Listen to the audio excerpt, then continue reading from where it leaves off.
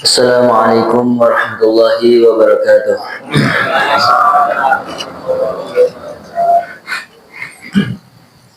Bismillahirrahmanirrahim. Wa nusalli wa nusallim ala rasulihil karim wa ala alihi wa sahbihi ajma'in.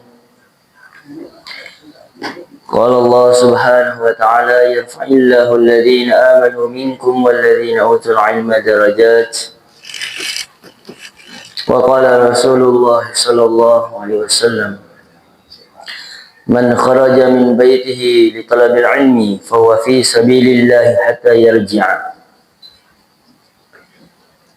Barang siapa yang keluar dari rumahnya untuk menuntut ilmu agama, maka dia dihitung oleh Allah Subhanahu wa taala sebagai fi sabilillah.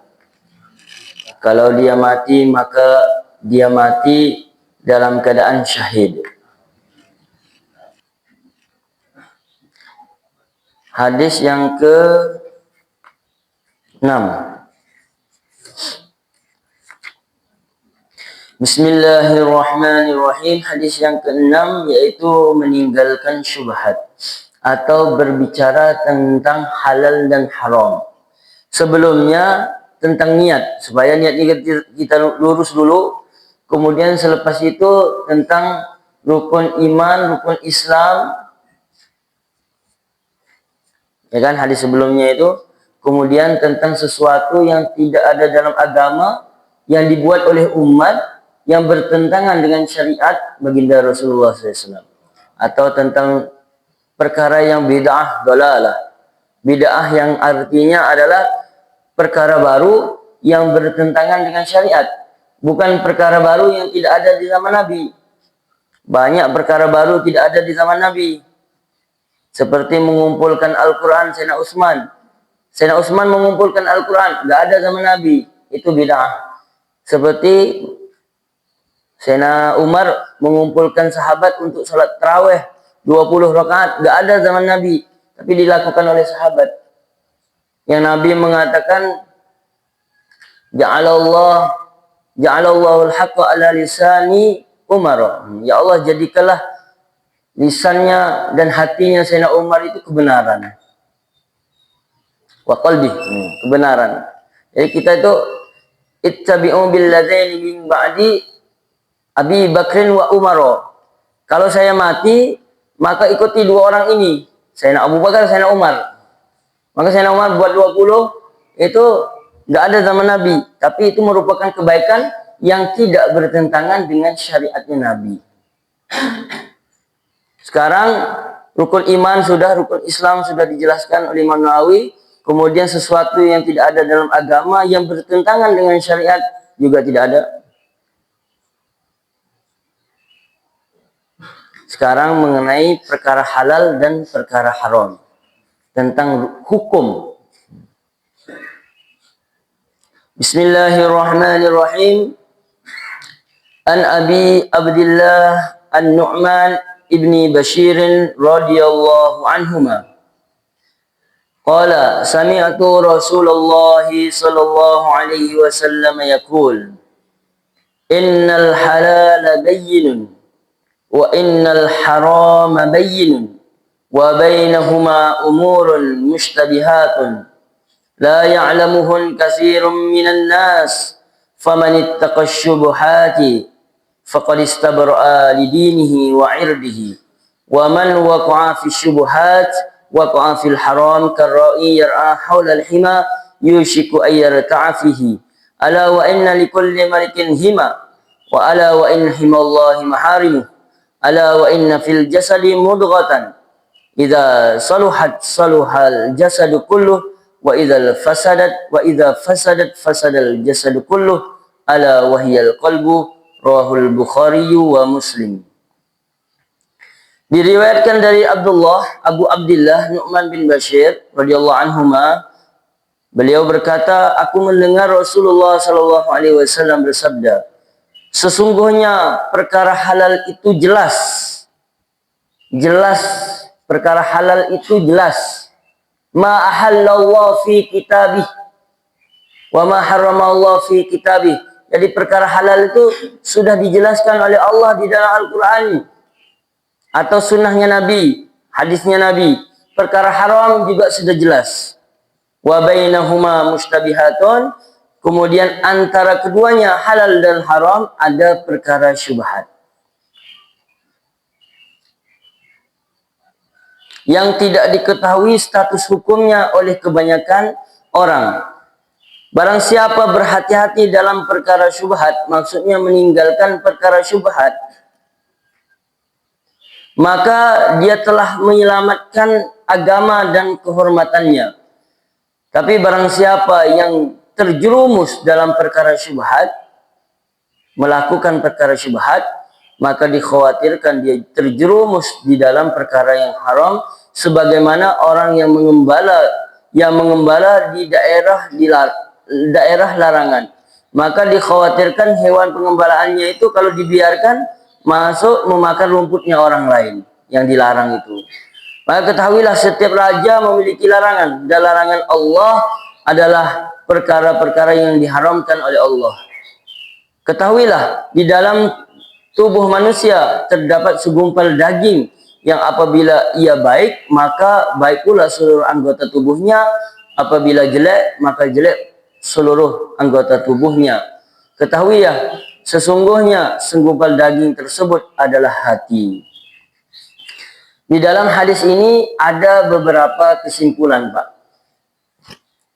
Kesimpulan yang pertama, baginda Nabi SAW menjelaskan, innal halala bayyinun wa innal harama bayyinun. Perkara halal jelas, perkara haram jelas, ada dalilnya. Muncul pertanyaan, kalau kita menjalani kehidupan tapi kita tidak menemukan yang mana jelas halalnya dan mana jelas haramnya, maka muncullah kaidah di dalam mazhab Syafi'i. Kaidahnya bunyinya begini: al aslu fil asya'i al ibahah hatta yadullad dalil ala tahrimihi.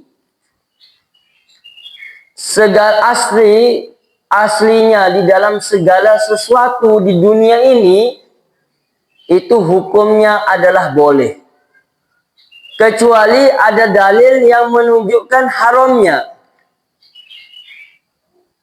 Huwallazi khalaqakum fil ardi jami'a innamad dunya khuliqat lakum wa antum khuliqtum lil akhirah. Al-Quran mengatakan Allah zat yang menciptakan segala sesuatu di muka bumi ini untuk kalian, untuk kita, sebagai fasilitas untuk kita. Berarti segala sesuatu halal. Halal. Kecuali kalau ada dalil dari Al-Quran, dari hadis, dari ijma' ulama, atau dari qiyas yang mengatakan itu haram, baru jadi haram. Paham, Mbak? Sebaliknya, mazhab Hanafi, orang-orang India, orang-orang Pakistan, orang Afghanistan, dan seterusnya, mereka bermazhab Hanafi. Kaidahnya beda, Pak. Kaidahnya kebalikannya. Al-aslu fil asya'i at-tahrimu hatta yadullad dalil ala ibahatihi. Segala sesuatu itu asli hukumnya itu adalah haram, kecuali ada dalil yang menunjukkan itu halal. Nah, sekarang kita mazhab apa? Mazhab Syafi'i, lebih longgar.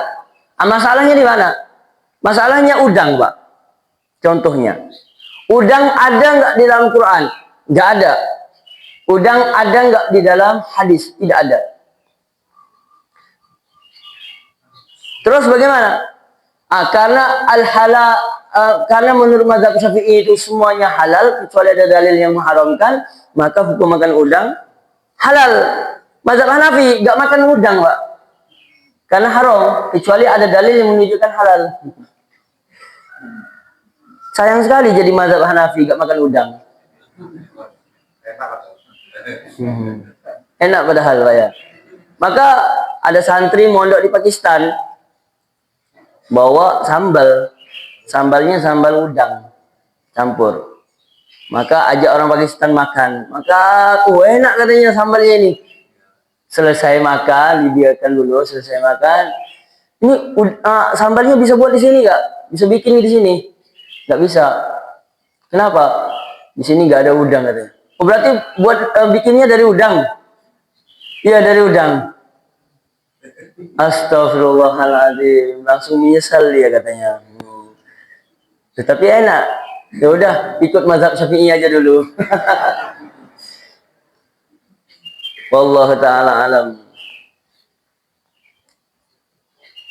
Maka tahlilan, salawatan, maulidan, itu semuanya halal, Pak. Kecuali ada dalil yang mengatakan haram. Terus ada juga yang mengatakan aslinya haram, kecuali ada dalil dari Nabi yang mengatakan halal. Ya silahkan saja. Kalau kita mazhab Syafi'i, kita ikut ini, maka aslinya halal. Dan Nabi mengatakan faf'alul khaira, lakukan kebaikan. Kebaikan apa saja yang tidak bertentangan dengan syariat, yang tidak ada larangannya secara nas, ya kita lakukan. Silakan, karena itu merupakan kebaikan yang diperintahkan oleh Allah di dalam Al-Qur'an. Paham sampai sini, Pak? Nah, ini kesimpulan pertama. Faedahnya semuanya halal kecuali yang diharamkan. Kemudian yang kedua, muncul lagi satu kaidah di dalam fikih. Kaidahnya bunyinya begini. Idza jatama'al halal wal haramu ghulibal haramu. Apabila perkara halal berkumpul dengan perkara haram, maka perkara halal jadi kalah. Perkara haram jadi mendominasi. Artinya jadi haram. Kalau tercampur. Kenapa? Al-halalu bayyinun, halal jelas, haram jelas. Kemudian antara keduanya ada mustabihat. Ada perkara yang syubhat. Perkara yang syubhat ini samar. Maka kata Nabi, hindarilah perkara syubhat. Karena kamu akan terjatuh kepada perkara haram. Dari ini, maka ulama ngambil kesimpulan, kalau halal haram campur, maka haram jadi lebih dominan. Contoh, air putih, Pak. Kemasukan tai cicak atau air kencing. Air kencing. Air putih banyak, kemudian kemasuk air kencing. Sedikit aja. Maka jadi najis semua kalau tidak sampai 20. Najis semua kan? Jadi najis semua. Kenapa? Tercampur halal air putih, haram air kencing, maka air kencing mendominasi. Jadi najis semua. Paham, Pak? Kemudian kalau di dalam bisnis, ya mohon maaf, ada bank namanya konvensional, bank yang ada sedikit ribanya, 0,000 ada satunya. Misalnya, paling dari 1 juta itu cuma dapat berapa rupiah? Cuma dapat misalnya 1 rupiah, 2 rupiah, 100 rupiah, 1000 rupiah aja misalnya. Tapi itu riba, maka semua jadi haram, Pak. Gulibal haram. Nah, untuk menghindari itu bagaimana caranya? Tapi kan zaman sekarang susah untuk menghindarinya. Maka kata Kiai Uzairon, sebaiknya sekarang sudah ada bank-bank yang syariat yang sudah berusaha untuk menyesuaikan dengan syariat. Setidaknya kita harus ada usaha untuk menghindari itu, walaupun kita tidak bisa menghindari 100%. Harus ada usaha, Pak. Walaupun nggak bisa. Orang zaman sekarang, dia mengatakan bunga. Bunga, seakan itu suatu yang indah. Bunga, harum, indah dilihat, untuk dipetik, diberikan kepada istrinya, senang. Tapi sebenarnya bukan bunga itu, Pak, namanya. Itu namanya racun. Itu namanya racun. Kata Kiai Uzairon, Pak, ya. Mohon maaf. Kata Kiai Uzairon, itu racun. Racun yang merusak hati kita. Racun yang merusak atau yang menyebabkan doa kita tidak diterima oleh Allah Subhanahu wa taala. Kenapa, Pak? Karena di situ ada riba. Riba itu apa? Riba itu makan uang orang lain.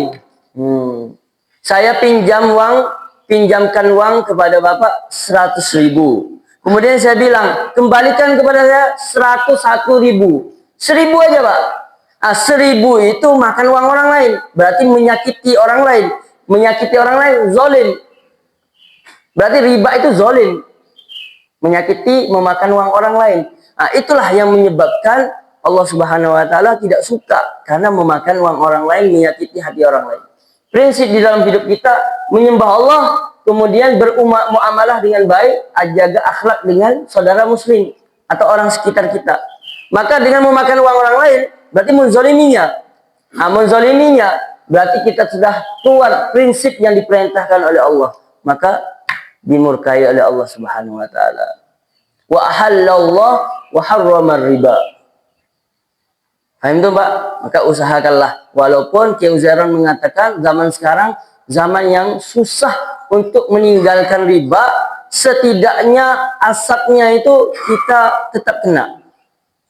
Contoh, kalau ada pengiriman uang lewat bank konvensional, nanti kita kan gak ada hubungannya dengan bank, cuma dikirim sama orang, kita ambil lewat ATM. Dikirim 100.000, kita ambil 100.000, tapi lewatnya bank konvensional. Secara fikih itu sah, secara fikih halal. Tetapi uang yang kita ambil itu sudah bercampur dengan uang-uang apa saja, sehingga asapnya kita tetap kena. Tidak bisa dihindari untuk zaman sekarang.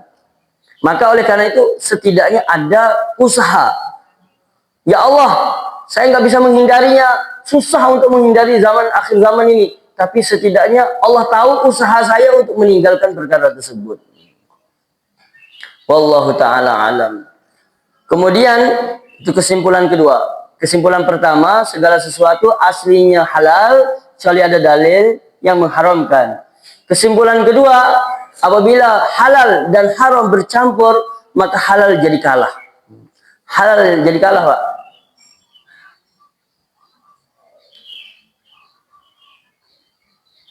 Kemudian kesimpulan yang ketiga,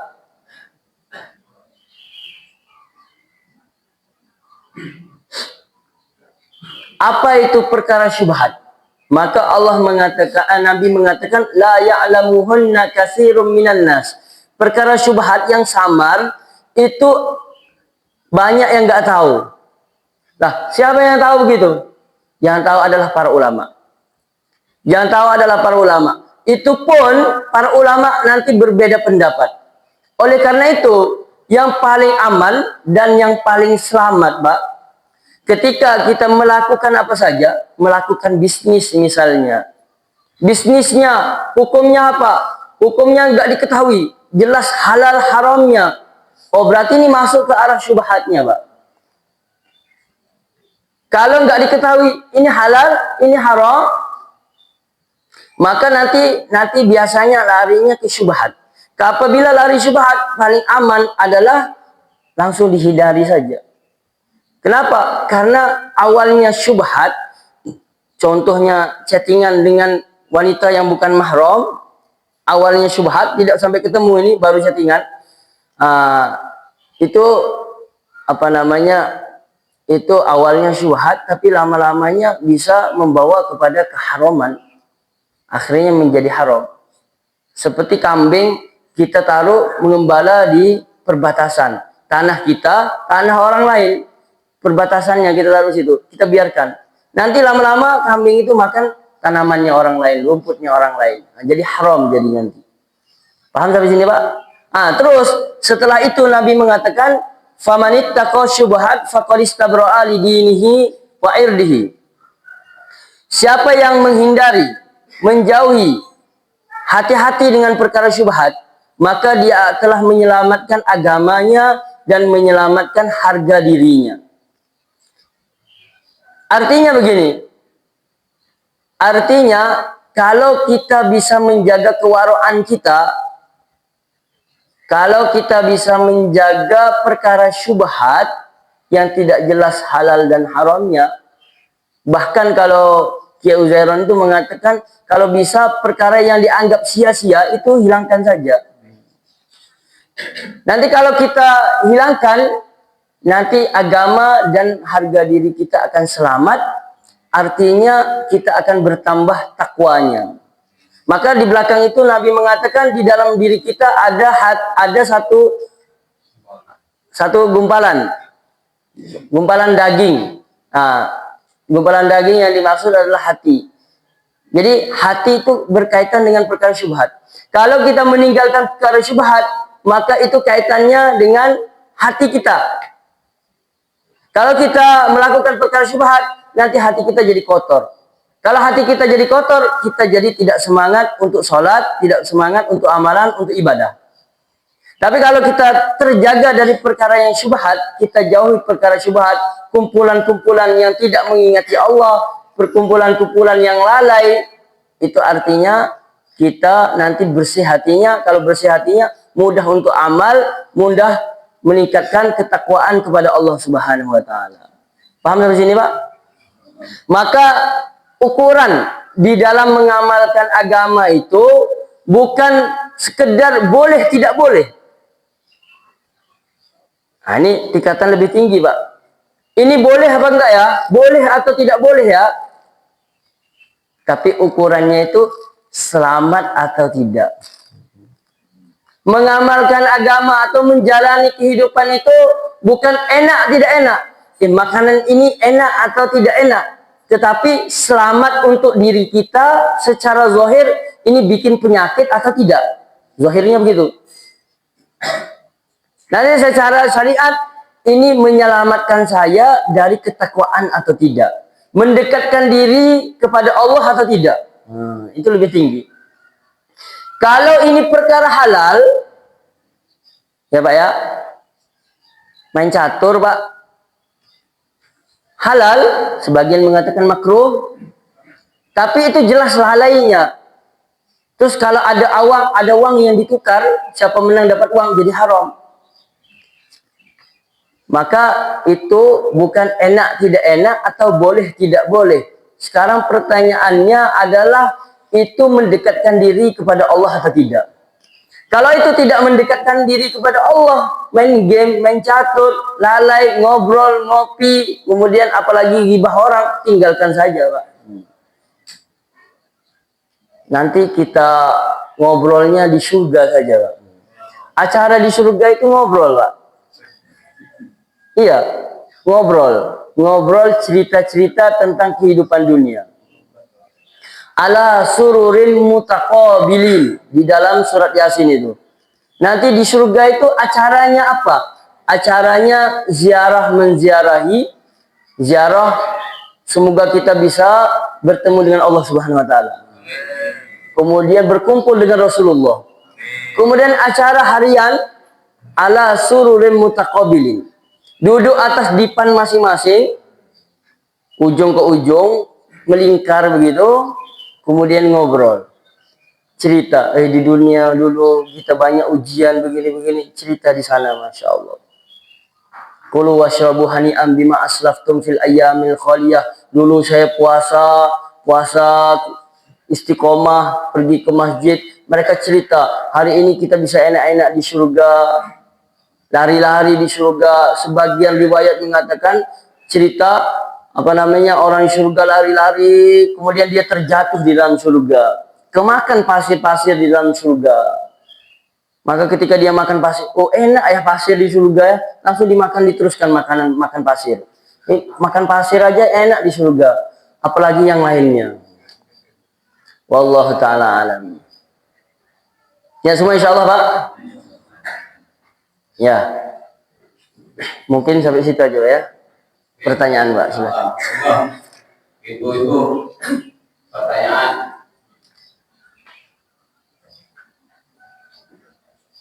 Oh iya, kesimpulan yang terakhir Pak, saya agak lupa.